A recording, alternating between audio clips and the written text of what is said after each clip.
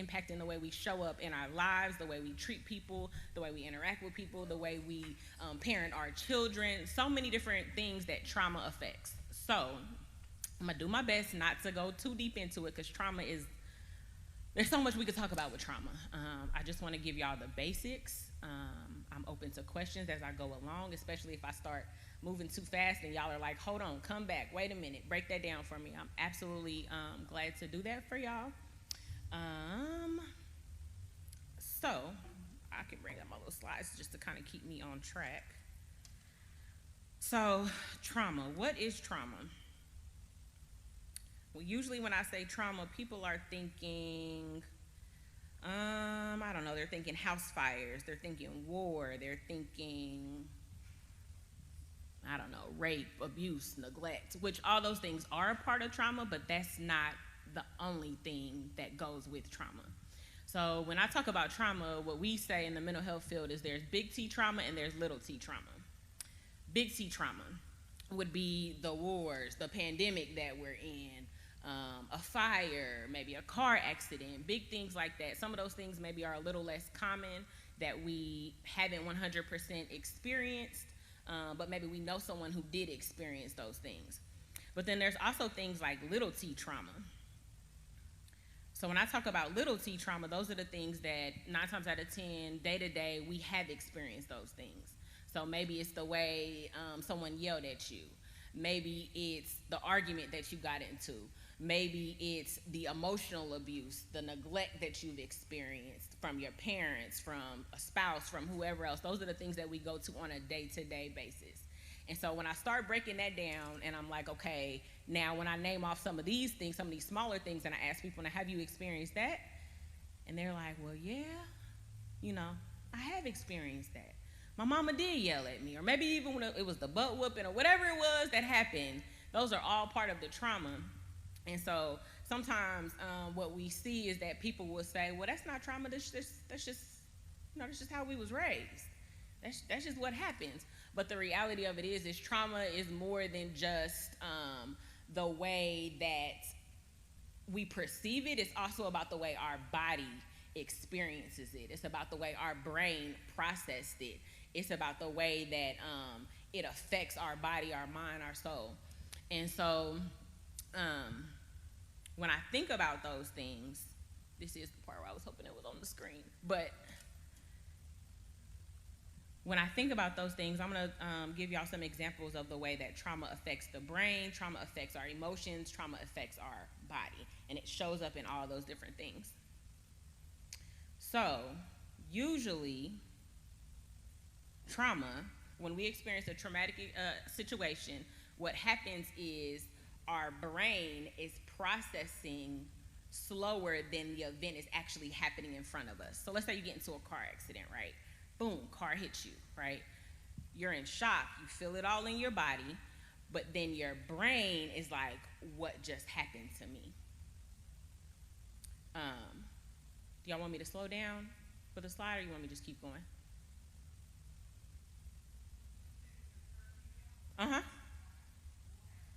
Okay, that's fine. If not, I'll just keep on talking and y'all just keep on with me.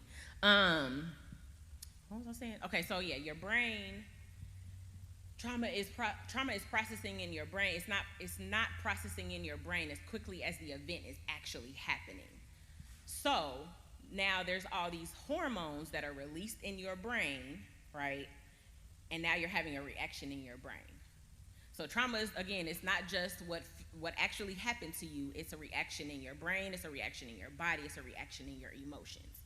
So not only did you experience, like I said, I use the example of the car accident. So not only did you experience it physically, but now your body has tensed up, right? Because now something has happened and I'm feeling it in my body somewhere. Yes, sir. So I have a question. So Yeah. Is that like a delayed reaction, like that slow motion thing, or you said it's happening, but then the trauma happens, like, okay, it's kind of hard to describe. Years ago we was in an accident, I'm kind of trying to stall for you a little bit. You're okay. They just pulled it up there too. we go. That's fine. Yep. Go back to trauma and the brain. Right there. Yep. We was in an accident on I-70. She was going to take a state board for nail technician. Anyway, when we hydroplaned after it rained, and it seemed like when we first started hydroplaning, it started going real slow in slow motion, and then it sped up, and it was, you know what I'm saying, like took a while our reaction was slow. The trauma or whatever was slow to catch up to the actual event. That was maybe I'm wrong. I'm trying to see if that's what I'm connecting with. I would absolutely say that. So your brain hadn't fully processed what was happening. So initially, there might not be a reaction. There might not be an emotion to it. It's just like, what just happened? So even I can relate to this. All I can do is necessarily talk about me, right? So let me tell about me. I had a car accident in February. So when the car accident first happened, my car slid off the road, spun around, all this other stuff, right? Okay, so after it happened, called my husband, but I'm like, I'm fine, nothing happened. The car's, it's a little messed up, but it's not totaled, whatever, I'm perfectly fine. He's telling me to come home, but I'm like, no, I'm driving on to work. Ain't nothing wrong with me. I drive to work, and everybody's like, I think you need to go home and go get checked out. No, I'm fine. Well, after sitting down, because the adrenaline stopped in my body, then I'm like, oh my God, what am I doing here? I'm crying, I'm emotional, because my brain finally had a little bit of time to process what happened to me. So does that help? Okay. So what you see on the screen is, it's kind of small. That's all right. I'm going to talk y'all through it. I wanted y'all to be able to see it. So what I did on the screen here was I talked about basically our natural reactions to what happens when we experience a traumatic event. So we typically go into fight, flight, freeze, or we go into caretake. Those are usually our natural reactions to trauma. So something happens and I'm gonna run, which is the flight. I'm gonna fight, so I'm gonna try to fight. That's pretty simple. I might freeze, so my body shuts down. I can't move, can't go anywhere, and I might try to run and take care of someone else. So those are usually the 4 responses that we have when something traumatic happens to us. And so what I did was give a little description of some of the different hormones that are released in our brain. And when we get an overload of the hormones releasing into our brain, that's what causes our brain to just like shut down and try to figure out what in the world just happened here. There's too many different things going on in my brain and I can't quite figure out what's happening. Does that make sense? Yes, sir.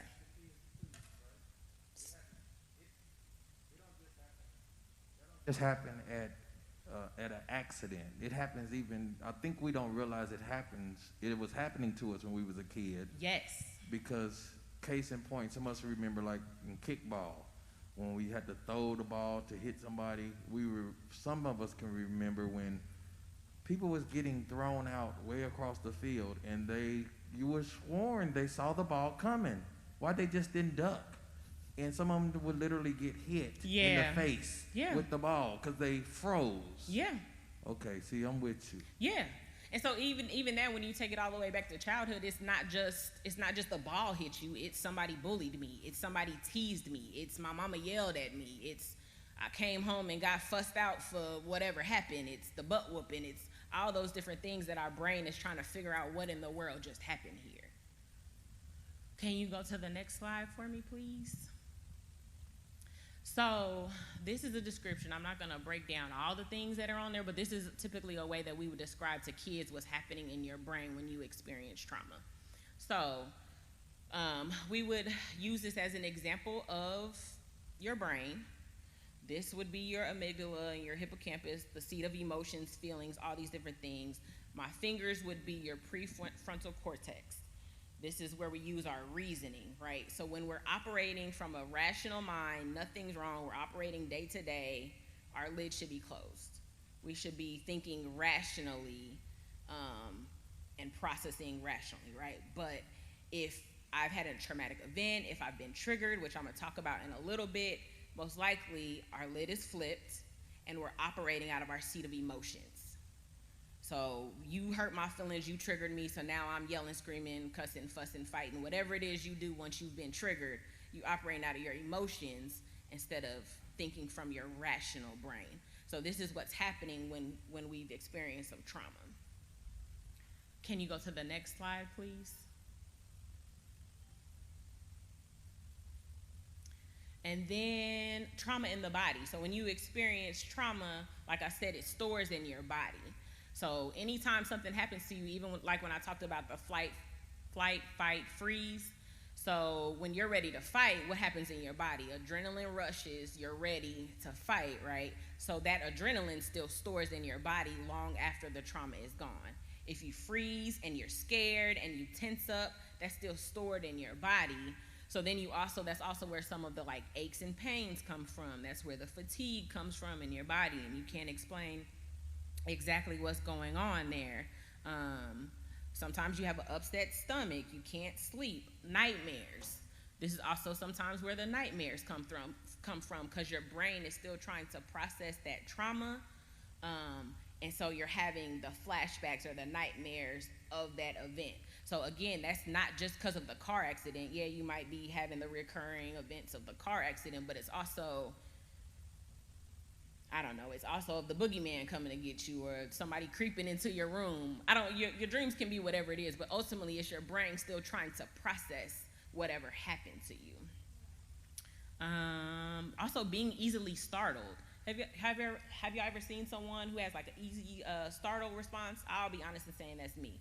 You come in and I'm gonna be like, what happened?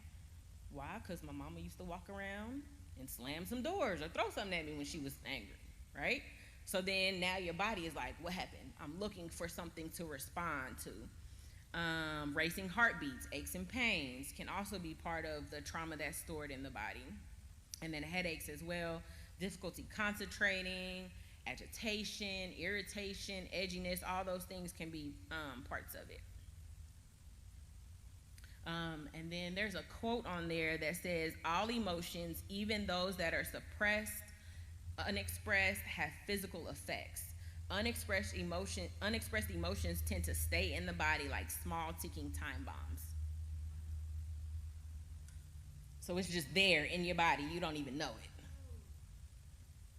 So one of the examples I typically like to give is, and maybe I'll wait till I get to the triggers. Hold on, I'll give my example when I get to the triggers.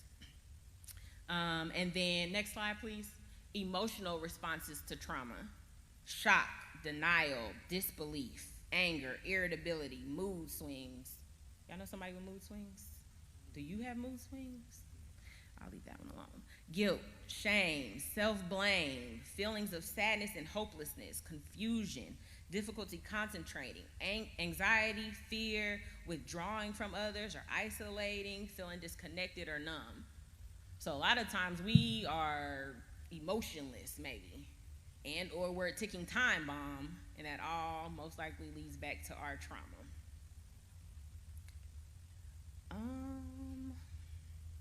And then can you go to the next slide, please? Because there's some other symptoms on there I want to bring up. Feeling suicidal, self-harm, self-destructive tendencies, feeling distrustful or suspicious of everyone, blaming others, easily being embarrassed, misuse of alcohol, drugs, gambling, overeating, undereating, exhaustion, seeking out high-risk and dangerous pursuits, overreaction to minor situations, and fear of being alone or fear of being in crowds. So this is just really just to name a few, because trauma can show up in a number of different ways in any different person, right? But this is just what the textbooks would say that some of the ways that trauma show up for you.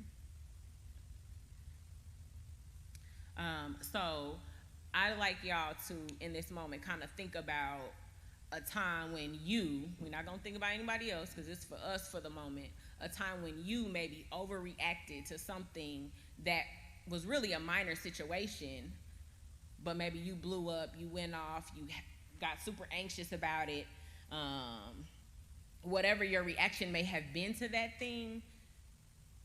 And I want you to think about maybe was this potentially a trigger for me?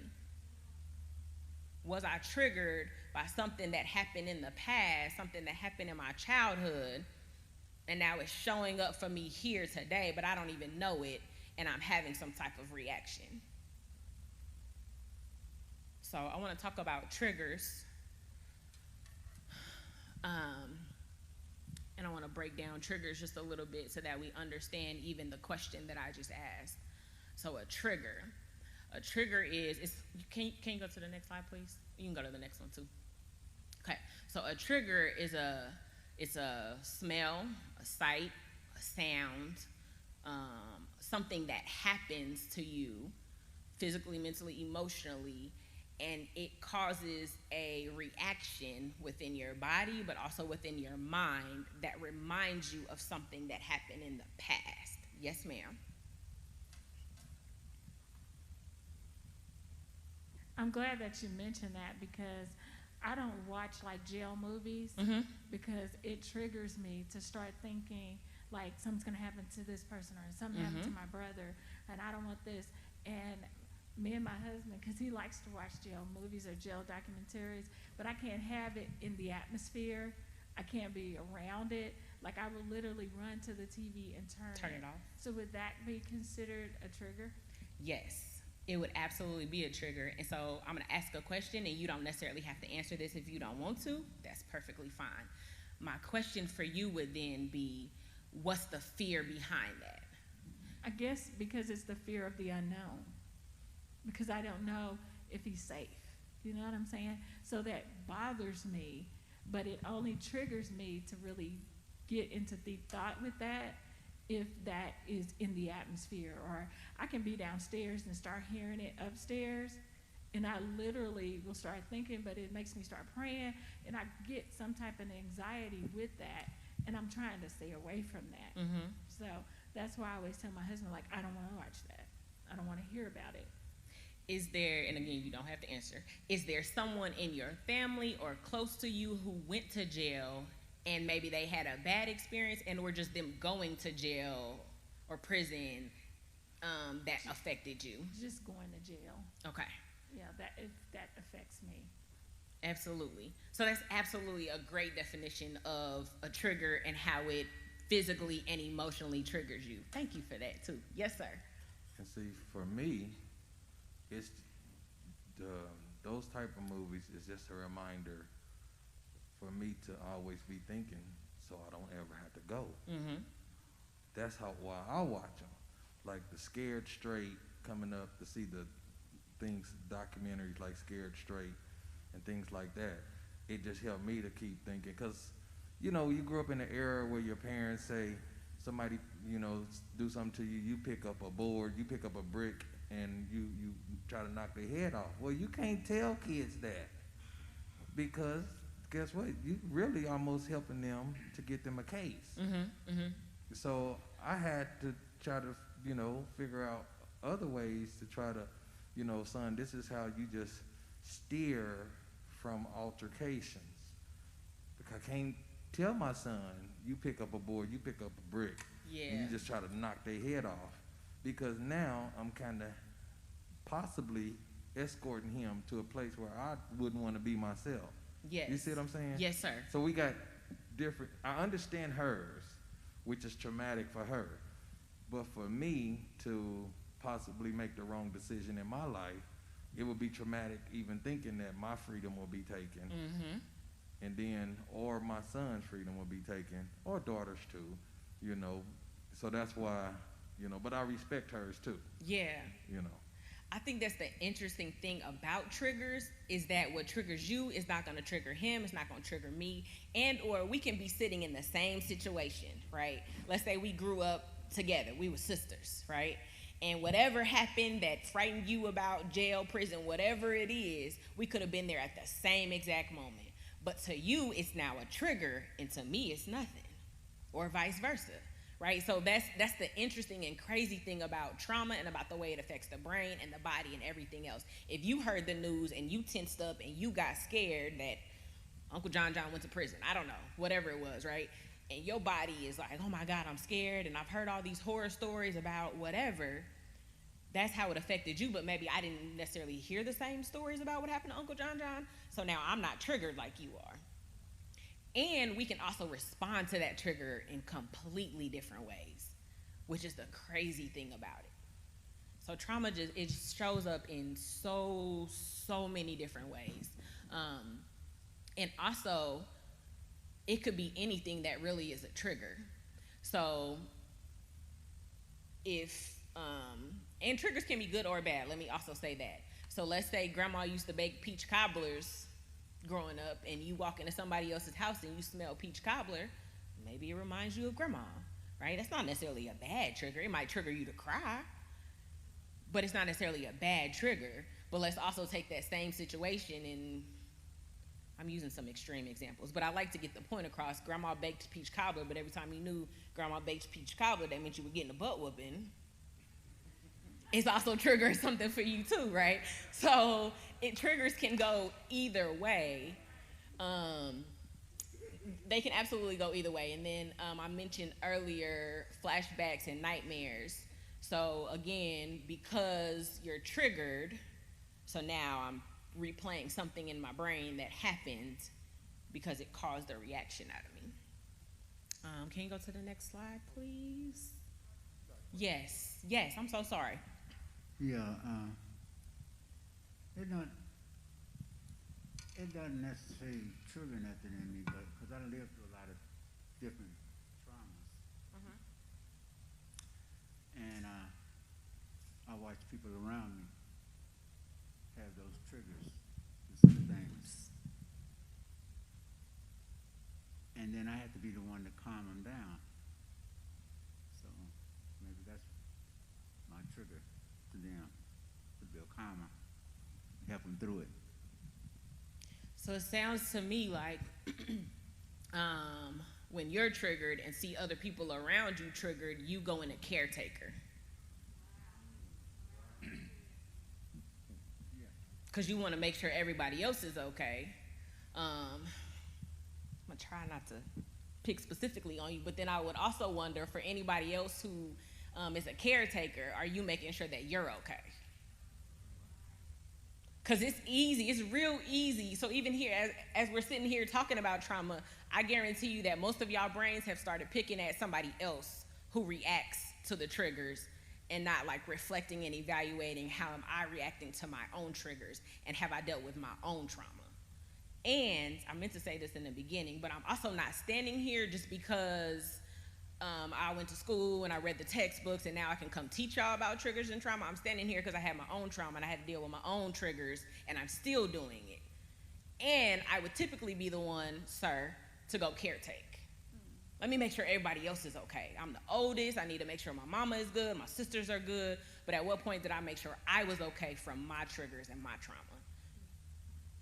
I think I seen a hand over here and then a hand over there. Yes. So I have a question. Yes. So say if you're not necessarily the person that is like nurturing the other person that's triggered, but you minimize your response to, you being triggered because of them. So like, for example, if my parent or if my dad is triggered whenever something about his parents comes up, I might be triggered too, but I don't want him to see that I am. So I'll kind of minimize that. Is that also a caretaker? I would say so. I would also say, this goes into, when I tell y'all this is big, but it also goes into what we would call a thinking error, whereas we minimize and or maximize, but what I hear you saying is minimize how I'm feeling, what I'm going through, my accomplishment, what I did, especially if that means that somebody else. Here's what else sometimes we do, right? So like, again, you and I went through the same trauma, right? No, take that back. We went through similar traumas, but maybe yours was a little worse. So the car accident, right? We both went through the same car accident, right? Okay. But maybe in your car accident, your car flipped over, tumbled over, what do you call it? Totaled out, all of that, right? But me, I'm like, I just have a few fender benders. So then a lot of times I could be like, oh, well, mine wasn't that bad because at least I walked away from it and I'm doing just fine. But sis over here, So now my issue, my trauma, my drama, my whatever it is minimized, it's squashed. There's nothing wrong with me because mine doesn't look as bad as hers. That's something we often do. So that I think that's what I kind of hear you saying. Does that kind of resonate with you? That's fine. I think so. So, say for example, if a song comes on or something that my papa used to sing, if I see that it might be a trigger, or I would assume it's a trigger for my dad, and it's a trigger for me, I won't show that I'm triggered because that's his parent. So I guess, so what you're saying is the same thing. Because it was his parent, but it was my grandparent. So I feel like it impacted him even more so than it impacted me. And so him seeing me triggered, I steer away from that so that I don't add on to what he's already going through, if that makes sense. Yeah. So then again, I would still ask, when do you take care of you and process your trauma, your hurt, your pain, because that's still your papa. Yeah. I mean, I go to therapy weekly. Yes, I love it. There was a question back here, and then I'm coming back to you, Who has Pastor. the question? What if you realize that you just now start getting triggers, and then you explain to others that certain things trigger you, and then they don't recognize, I guess, say that it actually triggers you? How do you go about that, trying to help yourself? You know what I mean? How does that work? Yes. Because I know right now, my whole body is just like stuck because I'm asking this question, because there's a lot of stuff that has been going on with me, and I'm noticing that it's a lot of things that I'm noticing that's triggered. Because like my mother brought a blanket to me that I'm 50, so I didn't had it over like 40 years. I thought it was lost. And she brought it up to me, and it was a blanket that me and my grandmother, that we quilted together, hand quilted. And also I had some old money. And people do stuff in my house, and I got really mad. But the money was right there. It didn't, but in my mind, I made it like the money had disappeared. Mm-hmm. Mm-hmm. What can I do to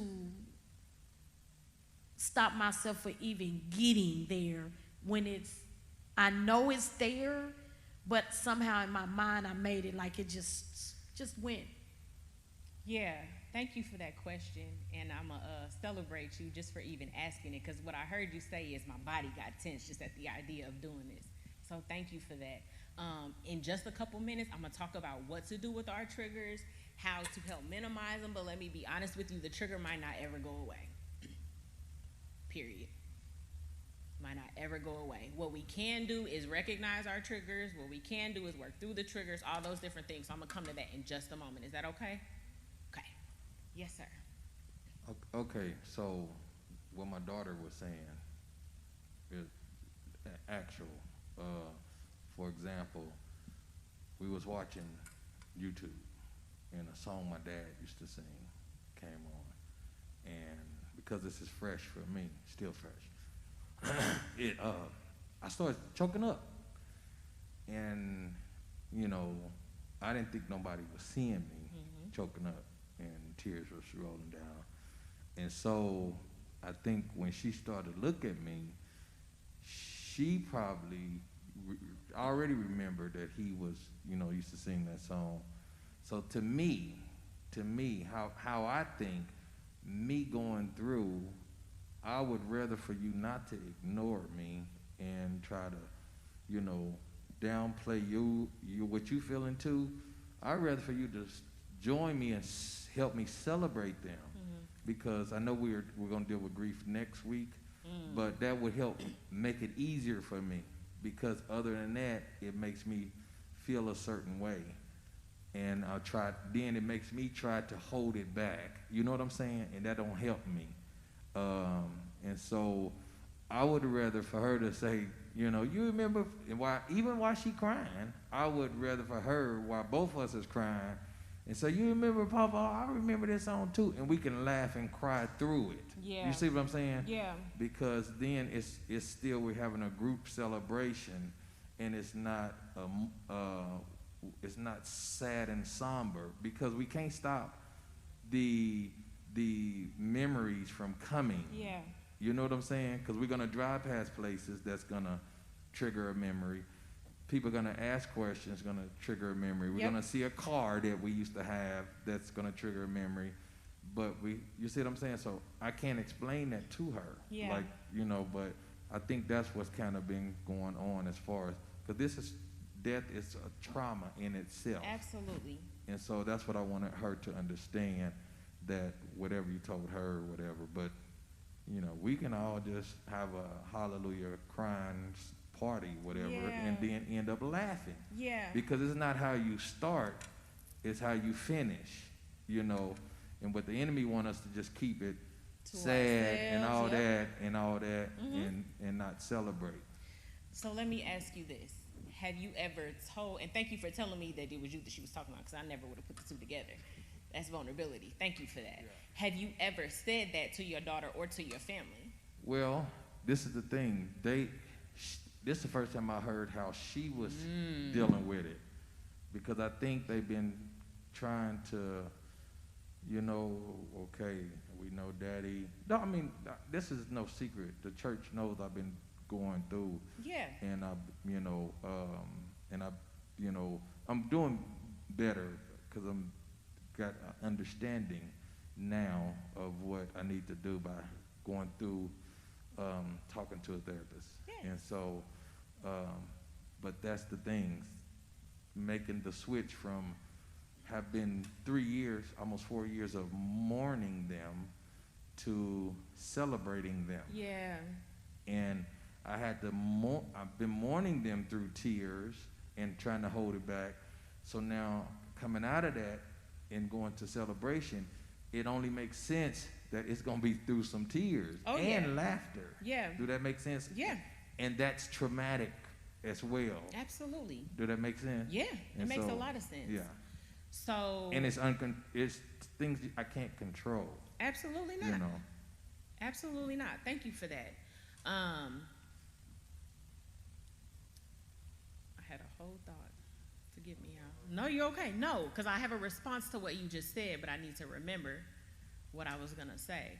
I think a lot of times what we do is we fail to be vulnerable. We're not taught how to be vulnerable. So what I just witnessed you do as the pastor of this place, as the shepherd of your home, is be vulnerable, not only just with a therapist, but with your family, but also with your congregation, and that's beautiful. So thank you for that.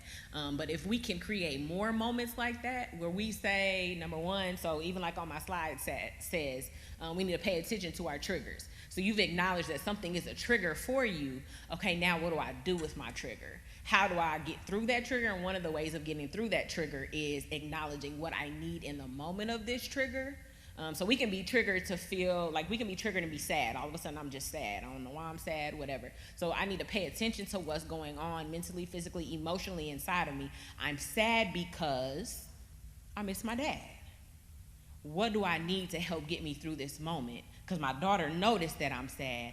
Daughter, I would really love it if we could share in this moment together, right? Because what we always say, no one's a mind reader. They don't know what we need, how we need it, any of those other things. So if we can communicate to someone else, hey, this is what I need, but also recognize that they might not always be able to meet that expectation, but at least we've communicated it and said, this is what I need in a moment of me being triggered, which is what I heard you do today.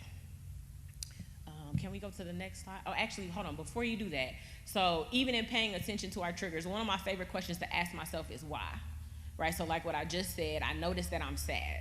If I'm sad, why am I sad?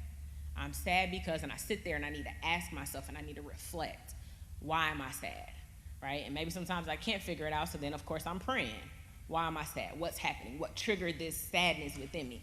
All right, I'm sad because my husband didn't take out the trash.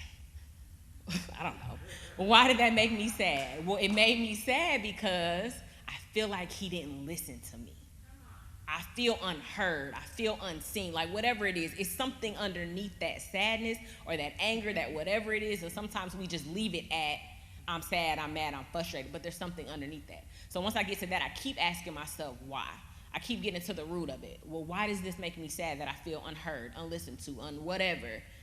And a lot of times it'll take us all the way back to something that happened in childhood. Maybe, yes, sir, I'm come right to you. Maybe there was a time when I told my mama that I needed some new shoes and she didn't listen to me. I don't know. It's probably not always that simple, but it can be that simple sometimes. It can be something so simple that triggers something to us that now we feel some type of way. Yes, sir. One of the things I want to ask is about the difference between like a caregiver and then a people pleaser. Because a lot of times you get this gratification from being a caregiver, but as a people pleaser, you still are never finding that satisfaction. You never get that fullness that you need. I'd call that codependency. I'm not going to even touch on that anymore. I'm going to just call that codependency. There's a whole other thing that goes along with it, and people who are codependent often get gratification from feeling needed by someone else. Can you go to the next slide for me, please? I'm trying to say I got 13 minutes left. I'm trying to make sure I get it all in there because I also want to answer the question of what do we do with our triggers. So this little triangle, if you Google this, you can find it. Just thoughts, feelings, actions, thoughts, feelings, behavior, whatever, if you want to look it up some more. But basically, it just lets us know that oftentimes there's a triggering event. A triggering event oftentimes brings on some type of thought. It's an automatic thought. We don't even recognize that it happened. So I'm triggered, like I said, because my husband didn't take out the trash. My thought is he didn't listen to me. Now I feel sad, mad, frustrated, whatever. My behavior is I got attitude. I don't do this. I promise y'all I don't. I've grown. But I'm slamming doors. I'm tossing the stuff. I don't know, whatever it is that happens from your behavior. I had to grow from it, I'm not gonna lie. But this is typically where we start out when we're triggered because we don't know how to appropriately say, I feel because this happened. Or we don't know how to recognize that in reality we're responding from the voiceless child that we felt like we were and not recognizing, hey, I'm an adult today, I have a voice today, and I can speak up today. So a lot of times we go through this cycle because we've been triggered, then there's a thought, there's a feeling, there's a behavior. Can you go ahead and go to the next slide for me, please? All right, so what do I do when I'm triggered? So here's some just kind of practical steps you can use, some coping skills. So I'm triggered, I'm having some type of reaction, I'm ready to go off, my lid is flipped like we talked about, I'm getting ready to yell, scream, cuss, whatever it is that you do. I'm gonna say take some deep breaths. Here's why we say take some deep breaths. It seems so super simple, but back when I was talking about that fight, flight, freeze, that's also something happening in your body physiologically, right? So your heart is beating, I don't know, your adrenaline is rushing, all the different things that are actually happening in your body. And when you take a deep breath, you're letting your body know, I'm okay. I'm safe. I don't need you to run. I don't need you to fight. I don't need you to freeze. I need you to be present. So we're just going to take a deep breath. We're going to hold it for a few seconds, and we're going to let it out slowly. And then we're going to engage our senses also. So what do I mean by that?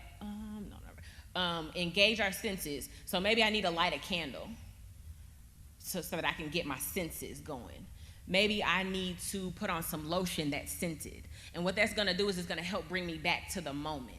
Because if I'm triggered, my brain has went back to something that happened in the past, but what I need to do is bring myself back to this moment and let myself know I'm okay in this moment, right?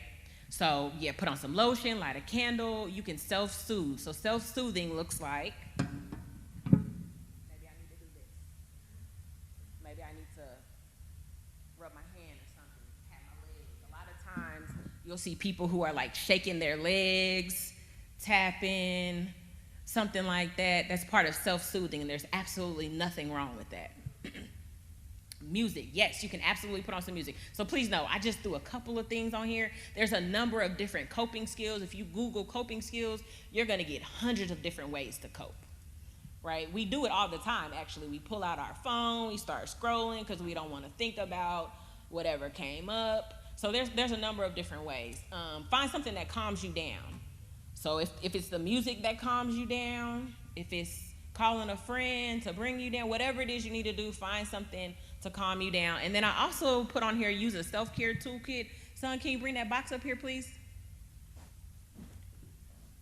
So this is something I'm still working on myself. I got it in my little Nike box for now. Can you go to the next slide for me, please? So the next slide, let me pull it up so I can tell y'all some of the stuff that it says on there.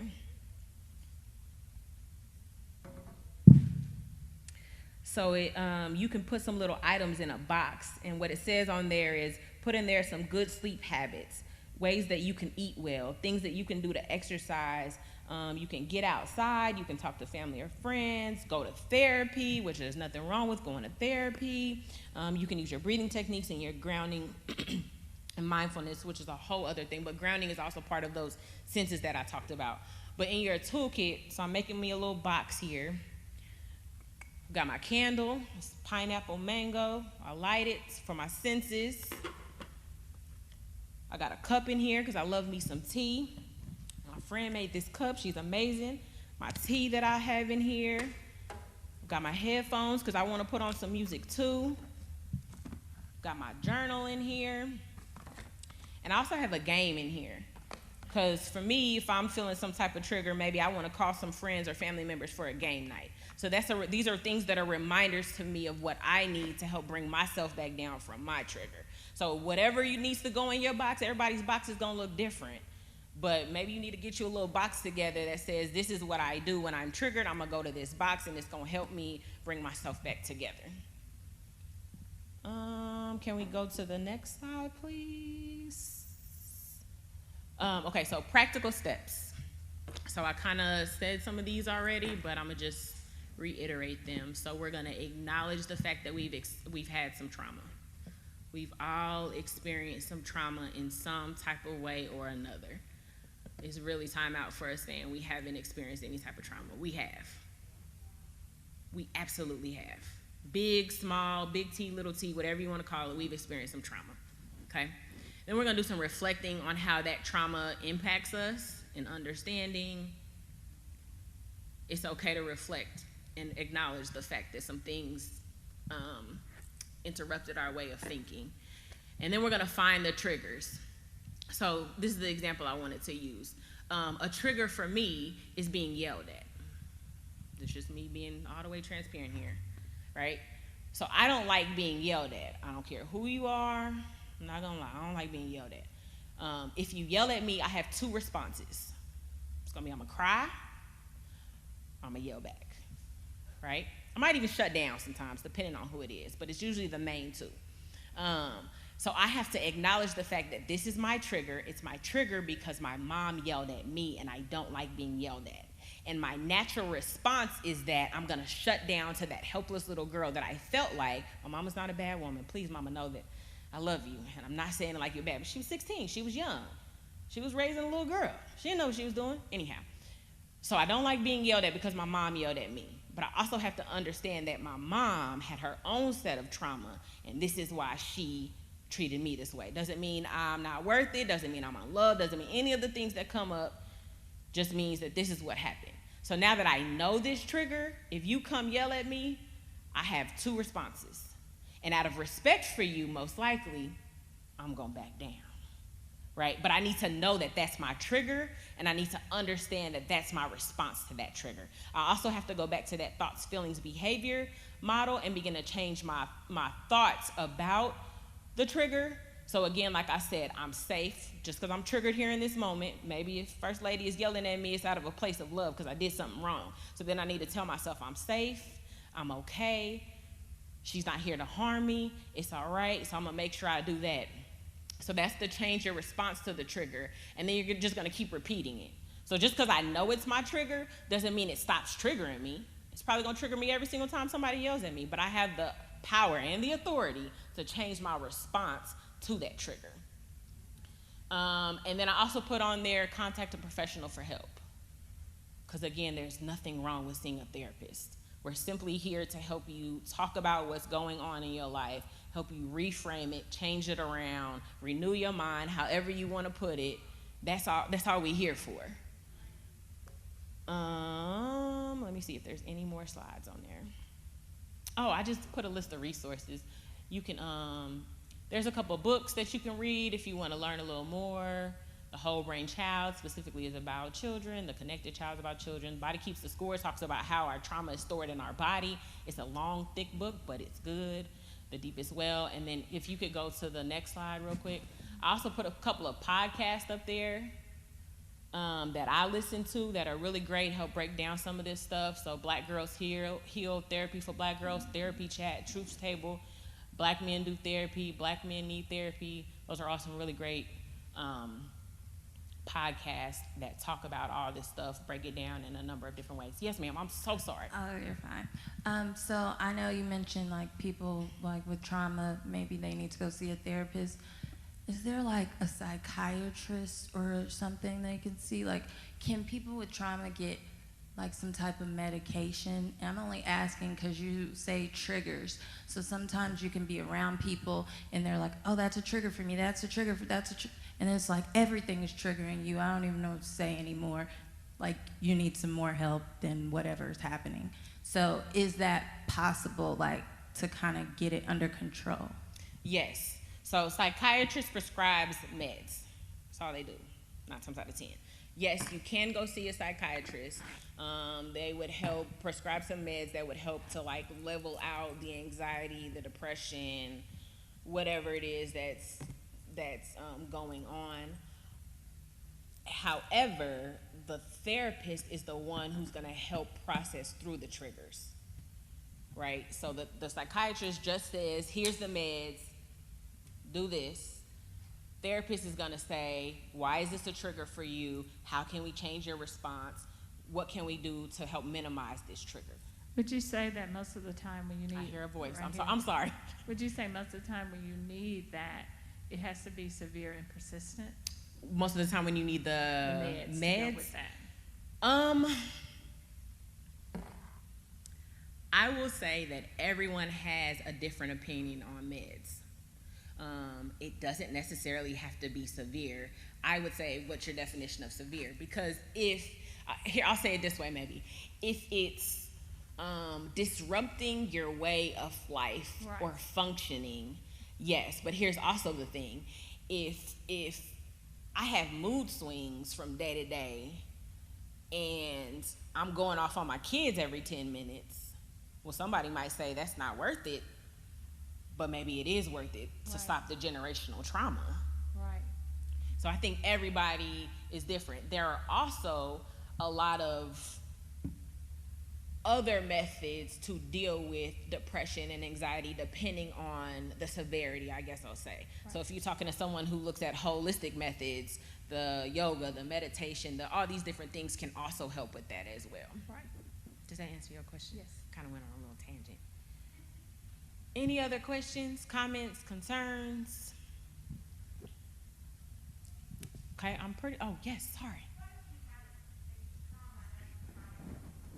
What if you had a trauma as a child and a particular person did that trauma to you, but it's not necessarily, when you're an adult, it's not necessarily that person, it's just the personality or the characteristics of that person that brings out a trigger.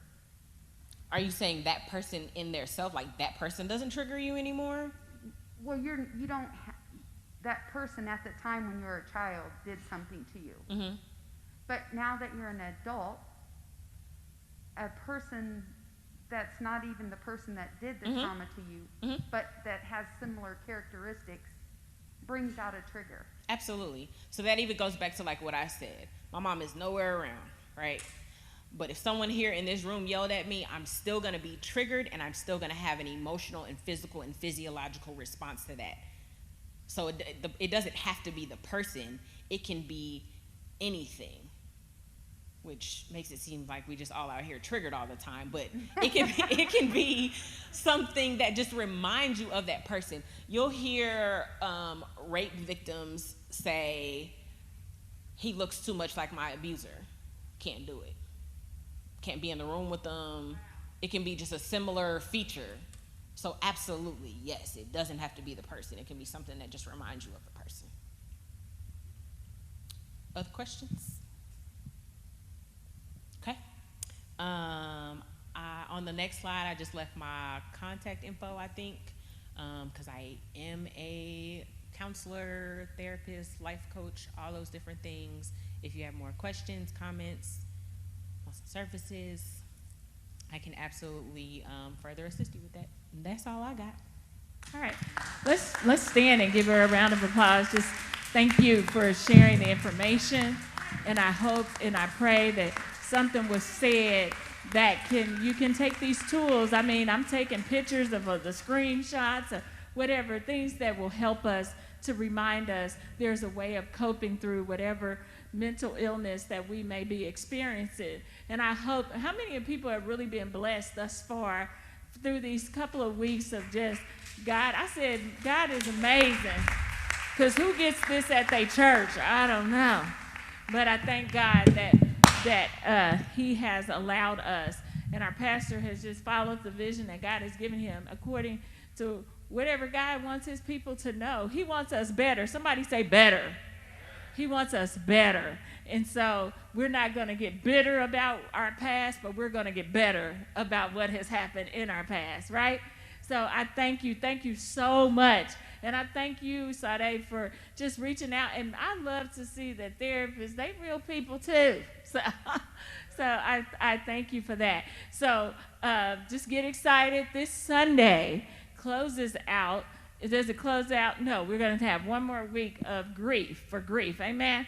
And I think that's important. But this Sunday, we're going to do part of our finale of mental health awareness all the way around. So get ready. It's going to be exciting. This past Sunday, we just showed out. It was just, Lord, you were doing something in this atmosphere. But it was amazing what those youth did. And so I'm just telling you, God is doing something. Don't y'all agree? He's got to be doing something. And so thank you so much, Sade, for letting God use you and to get the perfect matches. I mean, it's just been so good. So I thank you for that.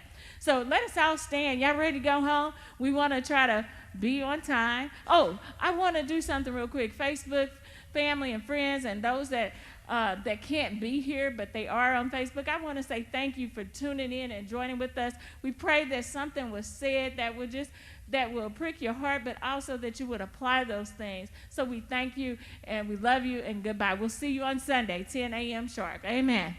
So everybody, if you please stand, we're going to get out of here. We know our kids are back in school, and so we want to be timely about what we're doing on Wednesdays. Amen? Because we want people to be here on Wednesdays and not make excuses that they got to get back to their kid, get their kids back in school. We all know that. Amen?